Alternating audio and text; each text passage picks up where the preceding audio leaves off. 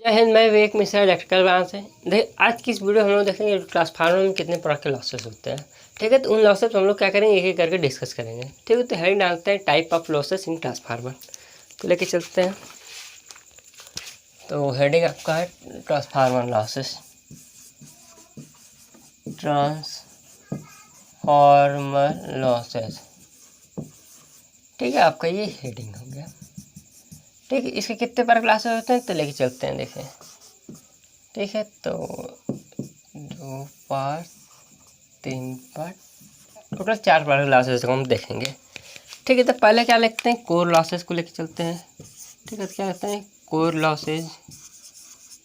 ठीक है, दूसरा क्या लेते हैं, कॉपर लॉसेज, कॉपर लॉसेज। तीसरा क्या है, स्ट्रे लॉसेज, स्ट्रे लॉसेज।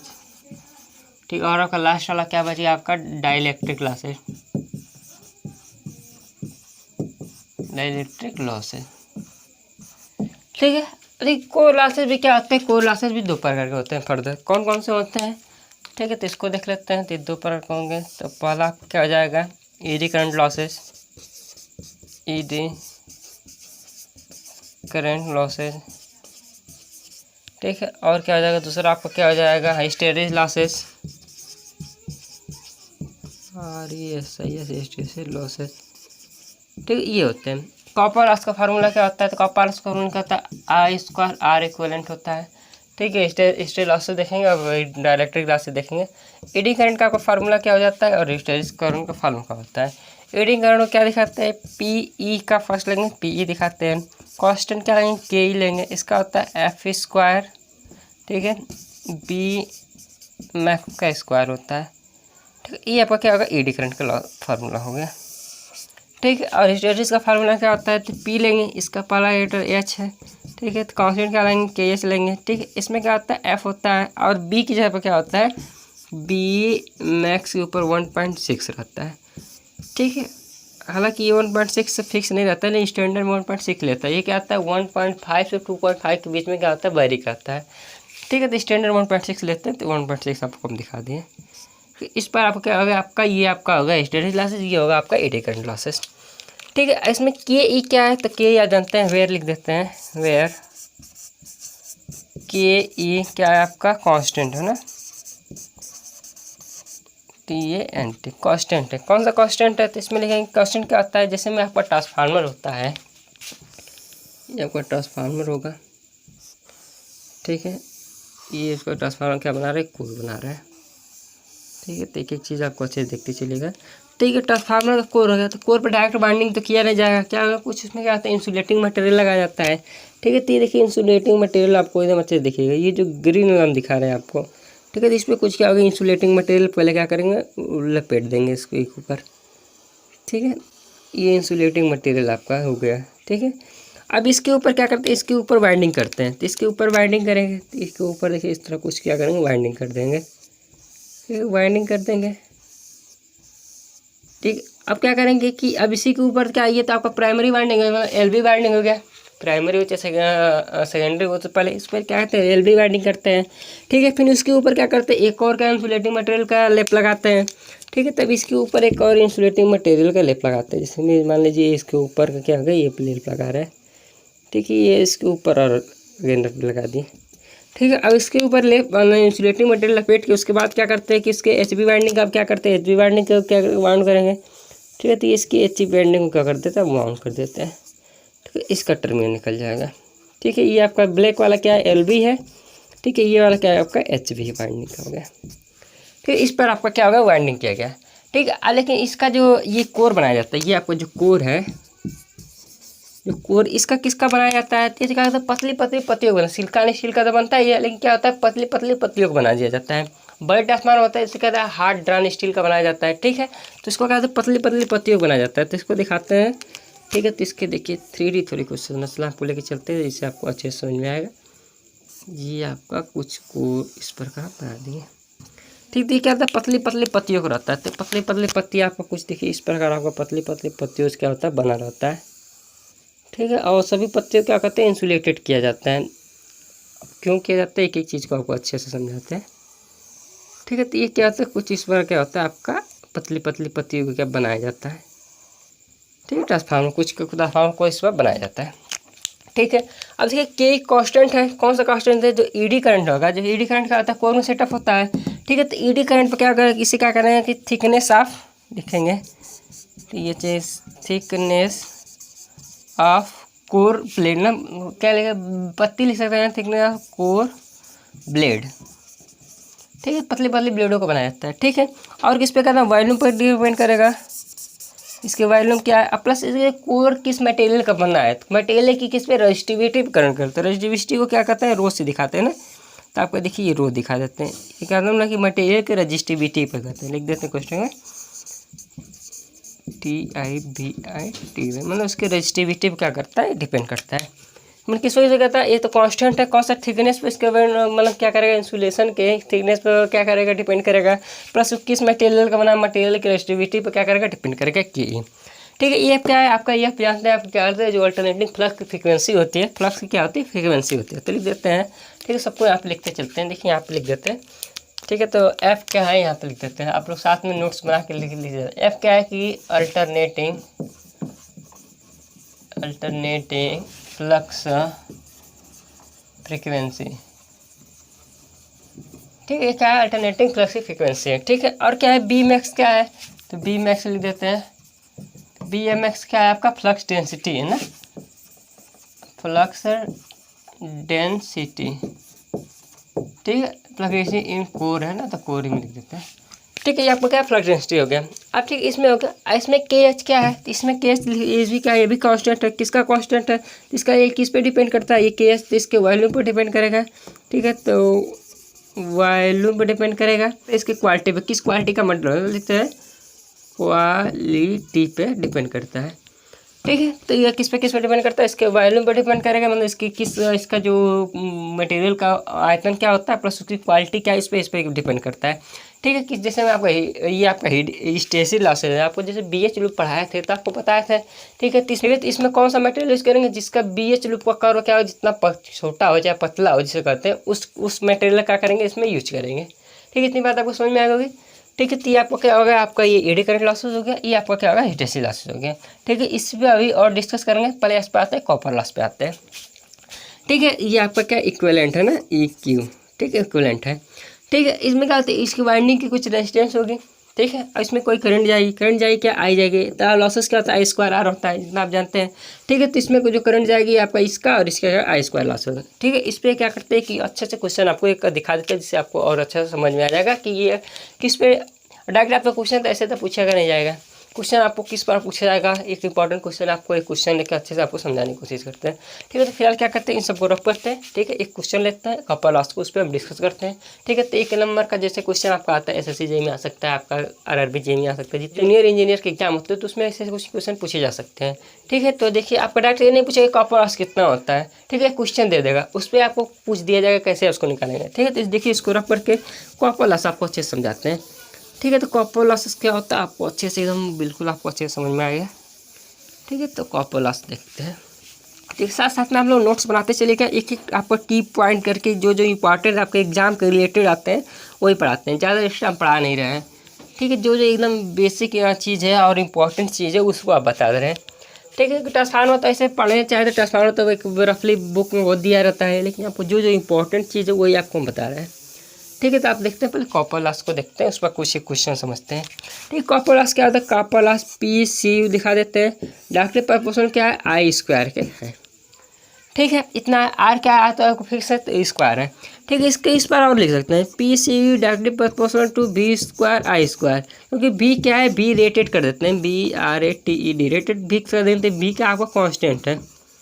ठीक, कांस्टेंट जब इसको लिख सकते हैं तो लिख सकते हैं PCU डायरेक्ट प्रोपोर्शनल, इसको B/I क्या लिख सकते हैं, S²। इसका मतलब जो आपको कॉपर लॉस होगा उसकी जो MVA रेटिंग होती है चाहे KVA रेटिंग, उसके डायरेक्ट प्रोपोर्शनल स्क्वायर का प्रोपोर्शनल होता है। ठीक है, तो इसकी चीज़ आपको क्या इंपॉर्टेंट है, इसको आप लोग क्या करेंगे, हाईलाइट कर लेंगे। ठीक है, हाईलाइट करेंगे या इसको लिखेंगे, आपके पास यदि रेड पेन होगा तो रेड पेन से इसको ब्लैक में बंद करेंगे। ठीक है, ये क्योंकि इंपॉर्टेंट है, क्योंकि डायरेक्ट आप लोग क्वेश्चन पढ़े होते हैं इस पर।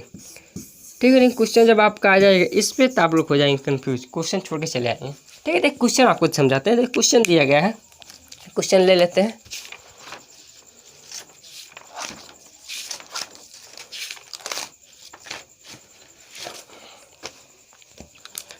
देखिए क्वेश्चन दिया गया है, क्वेश्चन जो जो दिया गया उसको हम ले लेते हैं। ठीक है, तो क्वेश्चन आपको यहाँ पे हो गया। देखिए क्वेश्चन यहाँ पे हम ले लेते हैं। ठीक है, तो क्वेश्चन क्या क्या दिया गया उसको हम लेके आपको अच्छे से समझाते हैं।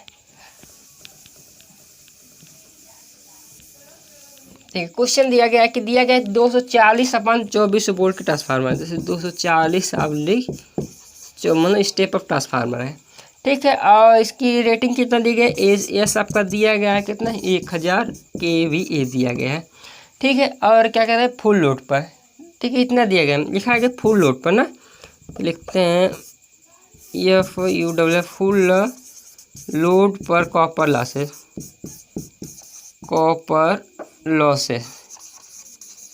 ठीक है, फुल लोड पर कॉपर लॉसेस कितना दिया है, 100 वाट दिया गया है। ठीक है, इतना दिया गया है। इसके बाद पूछा गया है कि find the copper losses when transformer is operating eight 50 kVA।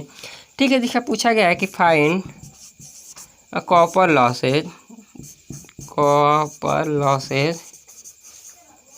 When transformer work on 50 kVA।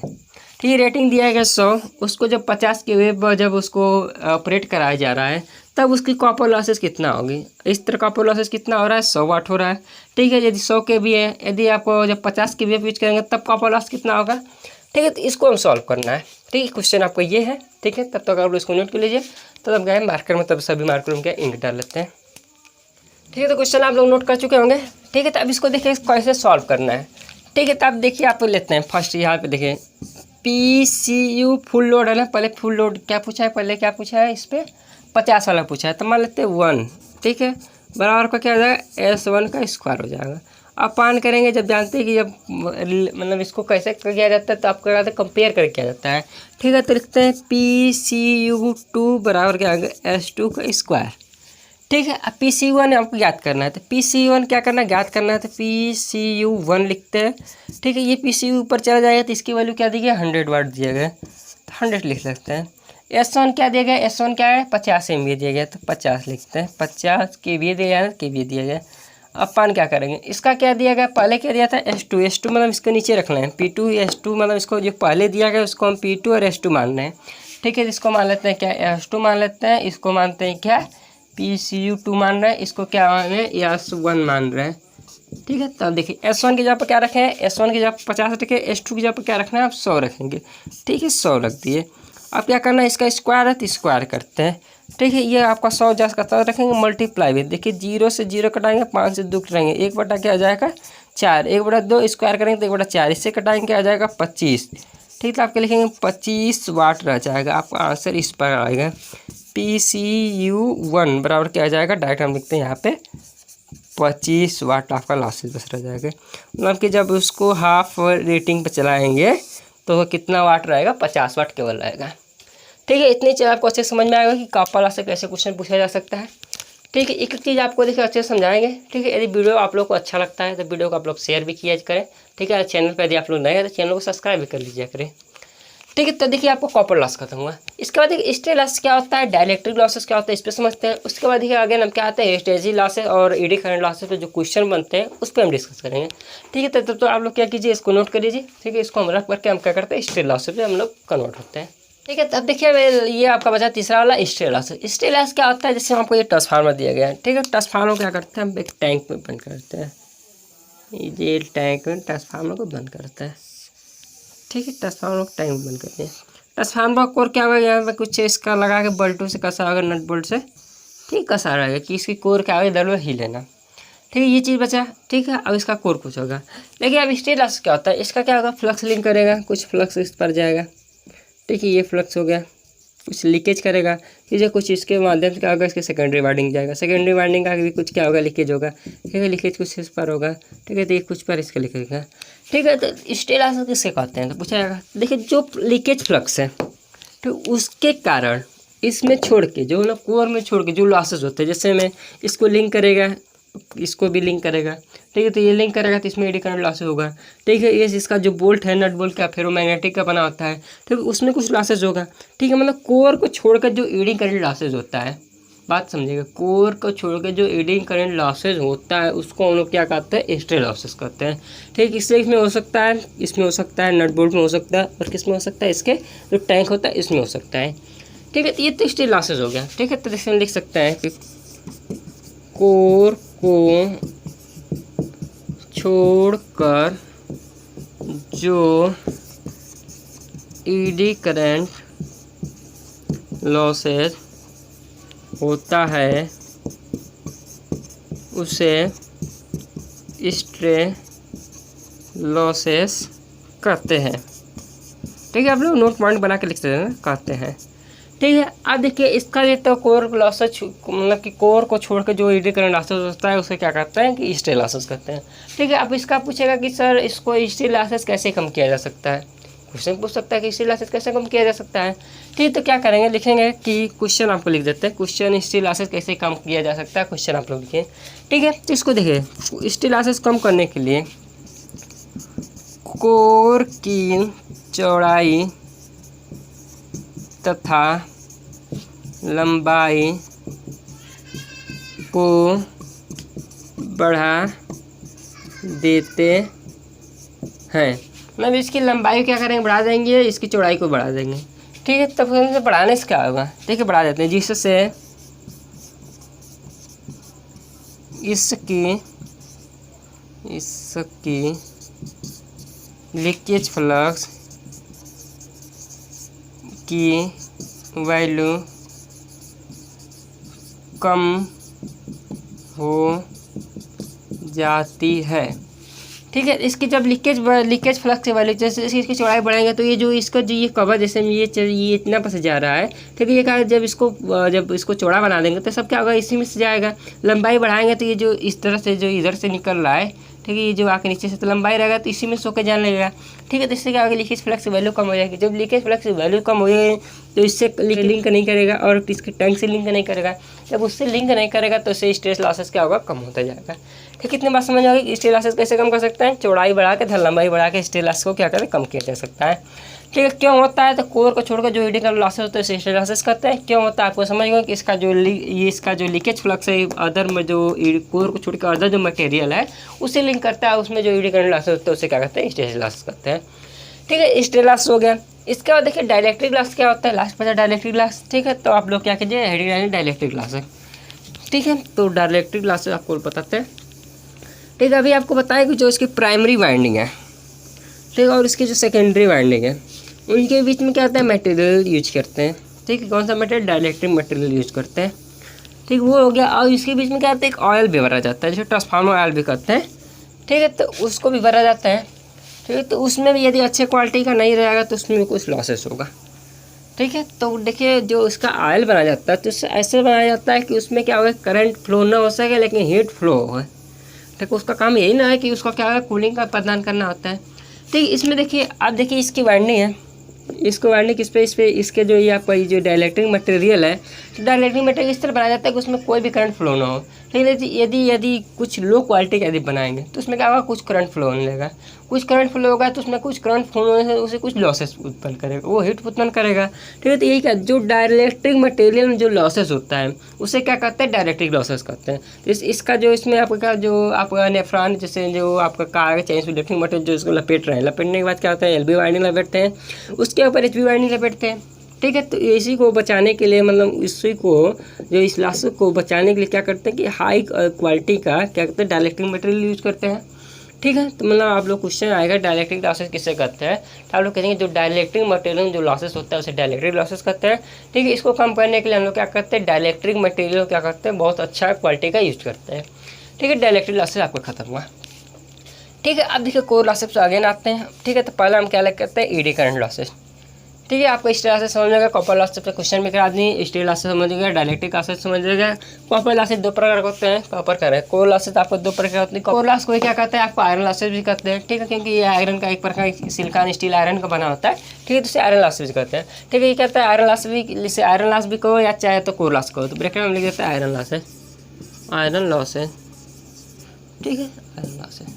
ठीक है, ये कितने प्रकार का होते हैं? 2 प्रकार के होते हैं। कौन कौन सा आपको अभी बताएं? Eddy current losses, hysteresis losses. ठीक है, अब देखिए पहले क्या लेके चलते हैं, एडी करंट लॉसेस को हम लेकर चलते हैं, उसको अच्छे से समझते हैं। ठीक है, किस पे डिपेंड करता है, किस पे डिपेंड नहीं करता है। डायरेक्ट आपको तो फार्मूला पूछा नहीं जाएगा भाई, जब फार्मूला पूछ दिया जाएगा तो उसमें पूछेगा कि एफ क्या है, चाहे के एस, उसका कॉन्स्टेंट किस पे डिपेंड करता है, वैसे पूछा जाता है। ठीक है, यदि पूछा जाए कि एडी करंट लॉसेस फ्रीक्वेंसी पर डिपेंड करता है कि नहीं करता, ऐसा क्वेश्चन भी आ सकता है। ठीक है, उसमें कंडीशन दे देगा, तो किस बार क्या होता है उसको अच्छे से समझते हैं। ठीक है, तो आपको आप दो यहाँ तक आप लोग नोट कर चुके होंगे। ठीक है, तो हेड डालते हैं आपको एडी करंट लॉसेस। ठीक है, तो आपको होल्डिंग हो जाएगा ईडी करंट लॉसेस। ठीक है, आपका ये ठीक है। ठीक है, अब आपको अभी बताया था ईडी करंट लॉसेस का फार्मूला बताए थे। क्या बताया था आपका? के, ठीक है, यह पावर है ना, तो पावर पर लिखेंगे, लॉसेस को पी से दिखाते हैं। पी ई बराबर क्या बताते हैं?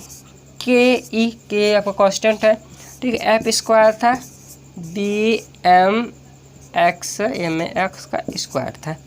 ठीक है, इतना आपको था, इतना आपको बताए थे। लेकिन आप देखिए ट्रांसफार्मर का आपका जो ईएमएफ इक्वेशन लिखाए थे, देखिए बी बराबर क्या होता था? बी बराबर आपको होता था कि √2 पाई एफ एन तथा फाई एम आपका फार्मूला आपको निकलवाए थे जब आपको इंड्यूस ईएमएफ कैसे होता है उसको बताए थे। तो ये आपका फार्मूला आपको बताए थे।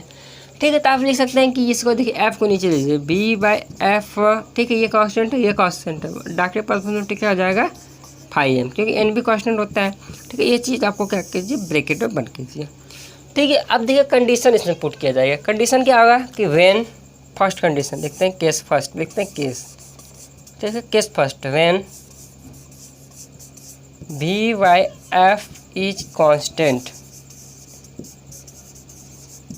कांस्टेंट मतलब क्या होता है? यदि फ्रीक्वेंसी घट रही है तो क्या होगा? वोल्टेज भी घटे। फ्रीक्वेंसी बढ़ रही है तो वोल्टेज बढ़े, मतलब वी या एफ को क्या होगा? कांस्टेंट रखना है। ठीक है, जब कांस्टेंट है तब देखिए इसमें पी ई, मतलब कि आपका जो एडी करंट लॉसेस केस पे डिपेंड करता है। ठीक है, तो पी ई बराबर क्या लिख सकते हैं? पी डायरेक्टली प्रोपोर्शनल देखते हैं, कांस्टेंट घटाते हैं।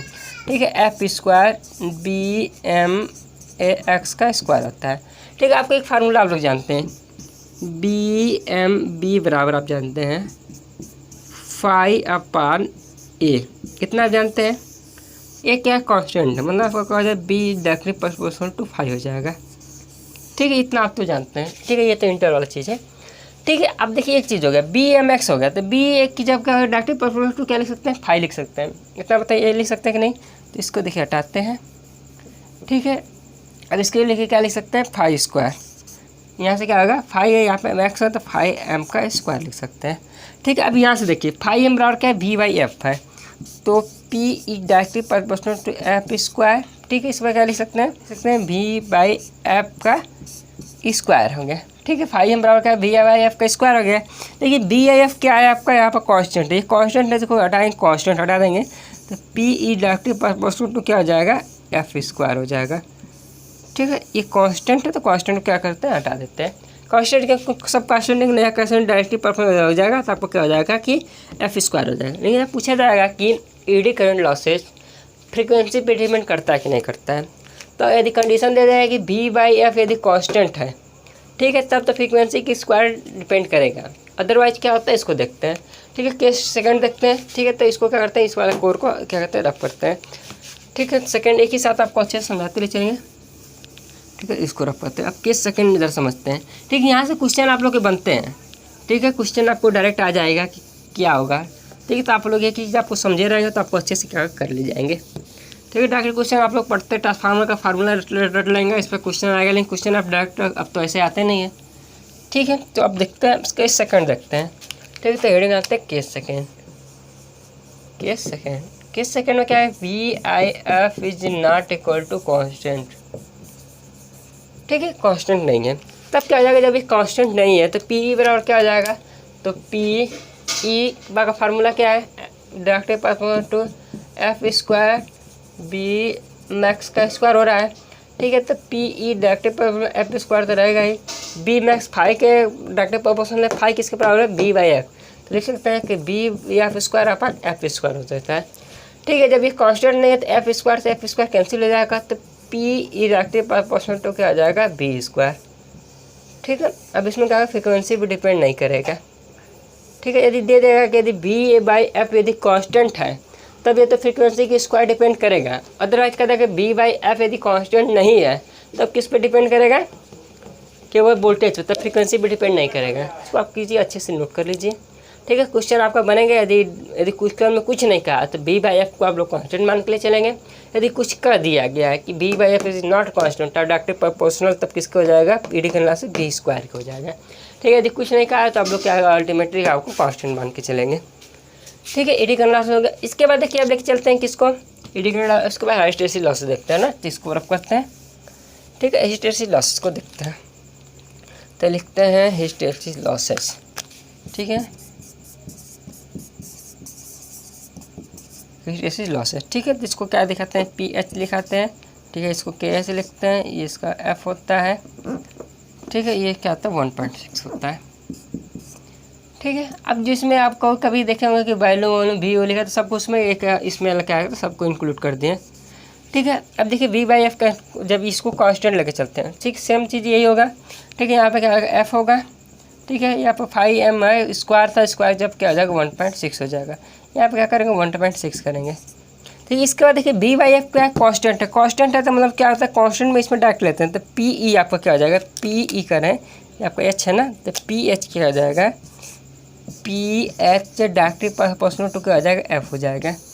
ठीक है, यदि देखिए ईडी करंट लॉसेस होता तो एफ स्क्वायर का होता था, यदि हिस्टेरेसिस लॉसेस तो डायरेक्टली प्रोपोर्शनल टू एफ हो जा रहा है। ठीक है, इतना चीज़ समझ में आपको क्या हो गया। ठीक है, कि यदि हिस्टेरेसिस लॉसेस होगा, यदि बी बाई एफ कांस्टेंट आएगा तो डायरेक्टली प्रोपोर्शनल टू एफ होगा।